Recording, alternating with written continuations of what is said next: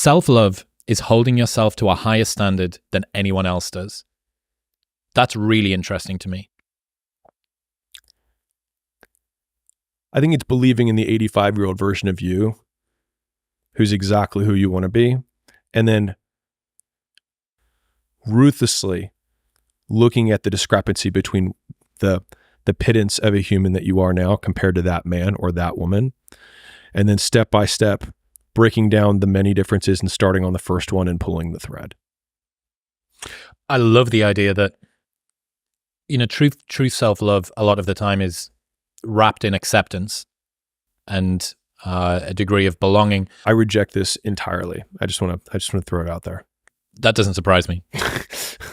The idea that self-love is holding yourself to a higher standard than anyone else does, you believing in you more than anybody else does, is such a first principles way of looking at self-love. Okay, so I'm supposed to love myself. I'm supposed to support myself and be my biggest fan. But I don't have the most belief in me.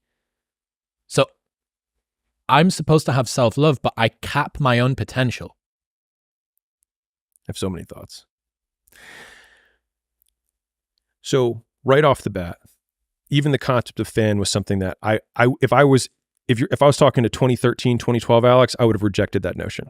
Not like the concept of even being a fan of myself was so foreign to me, it wouldn't have been real to me. And so I'll tell you what that Alex internalized, which was that I didn't need to deserve success, but I could still have it if I did the things that created success. And so it felt like a cheat code where I was like, I can actually be a shitty person and horrible and suck at everything. But if I still work out and I still eat this way, I can still look this way, even though I don't deserve it.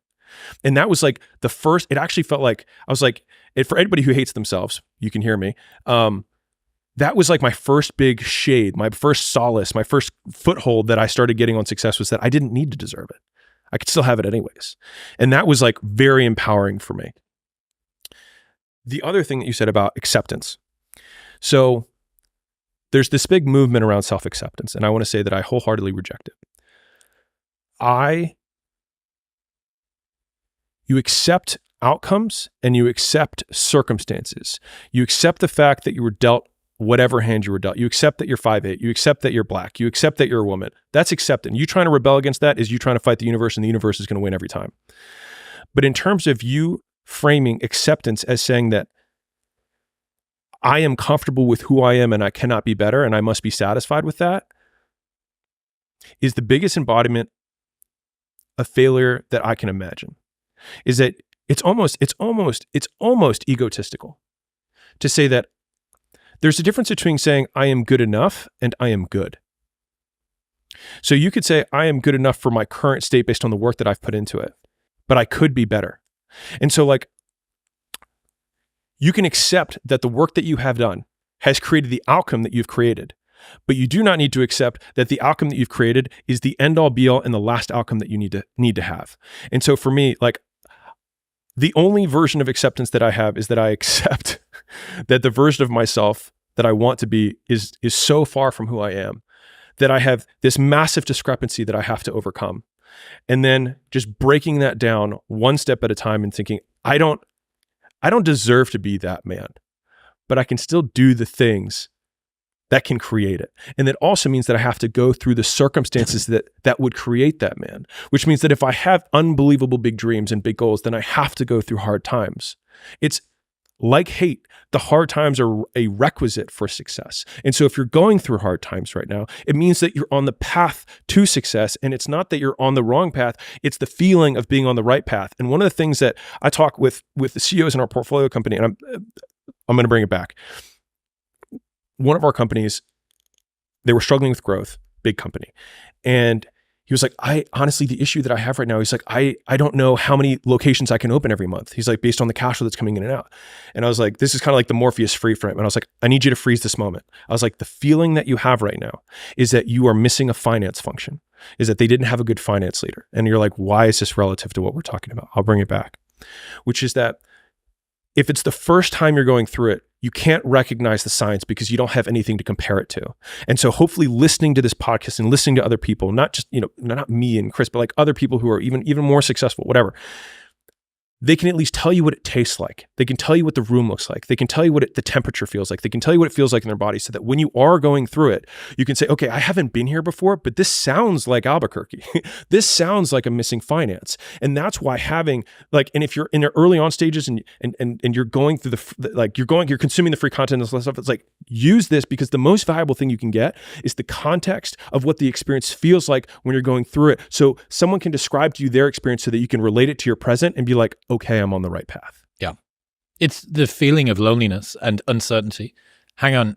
What if this is a sign that I'm not supposed to be here? Right. What if this is a sign that I'm doing it wrong? Right. And relinquishing that. If there was a big meta indicator that you're doing the right thing, doing what everyone isn't doing is already probably the single biggest indicator that you're doing the right thing. Like if I could wish nothing else on my child whenever I choose to have them in the future, is that they have high agency, which is that they make decisions independent from the opinions of other people. And when we hear words like authentic and original and things like that, it's because the person starts at square one and says, well, what do I want? And then they start building from there. I had a conversation with one of my teammates who runs my LinkedIn. And he said, Alex, it's easy for you to... Always a really great start. Great way to trigger to Alex. A sentence. Really good. Please, tell me more. Yeah. Why do you... Go on. He said, it's easy for you, Alex, to create this personal brand. He's like, you have so many interesting things about you. He's like, you dress a certain way, you act a certain way. And he said, it's different than everyone else does, right? And I said... I don't think that's true. I think that everyone has a personal brand that is unique and different, but everyone doesn't look that way because they conform to what they think everyone else wants them to look like. And so the fact that they are boring and they resent the fact that they're boring is because they are living out reflections of what they think everyone else wants them to do. And so all you have to do is start at square zero and be like, well, what do I want? Because I realized after I got out of gym launch that I dressed a certain way for gym launch because I was the head of an entire community of gyms, and it made sense for me to dress that way because I needed to look that part, right? But when I was at ground zero and I was like, okay, what do I want? And I thought about it for a long time and I was like, well, what would 85-year-old me wear?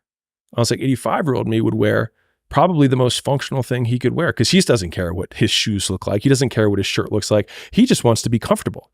And so I just started trying all of the things that I could possibly imagine for shoes, shorts, hats, whatever, to find the thing that I was like, you know what? This is the most comfortable. And this allows me to do the most things in the most rooms without changing. And so people then are like, man, that's so unique. But it was actually just saying, if everyone was gone from existence, what would I do? What would my work be, right? How would I dress? Who would I date? That's a real one. Who would I date if no one else told me what they thought about it? Maybe someone different than you're dating right now. And if the person that you would want to date isn't the person you're dating right now, and the person that you would want to date would never date you, then maybe rather than dating these mediocre mollies or mediocre Matts, you take the period of time, you go on the untrodden path, you have people reject you and say, oh, you're not coming out tonight, you're going to the gym again, right? Oh, can't eat with us, right? She's on a diet again. Or, how long are you going to stick with this one, right? Because the thing is that the stick to it muscle itself is something that you work on. Because if you started diets and you failed, and you started working out and you failed, if you just make it longer every time before you fail, you're still making progress and you're still doing something that everyone else isn't doing. Yeah. And that is the biggest meta indicator that you possibly can is because everyone sucks. Like so many people are mediocre. Like half of the United States is in debt. They don't even have they're negative net worth. And so like just saying different than that, like the bar isn't high. We talked about this. Dude, go for it. I know what you're going to go. Low. Just go for it. The bar has never been set lower to separate yourself out from the pack. Never been set lower. And this is for, the black pill internet. What's black pill, by the way? It is supposed to be one step beyond the red pill to see that life and dating largely for men is, there's an uncomfortable reality that if you aren't blessed with the right physical attractiveness, status, or money, LMS, looks, money, status, if you don't have the right prerequisites, you're basically doomed. You're a genetic dead end, and eat shit. Is that a bad thing? According to them. Okay, I'm gonna zoom out real quick, and then I know we're gonna go on this. Yeah. So if we're looking at a species, right? Let's look at deer, right? A lot of people have deer in their backyard, right?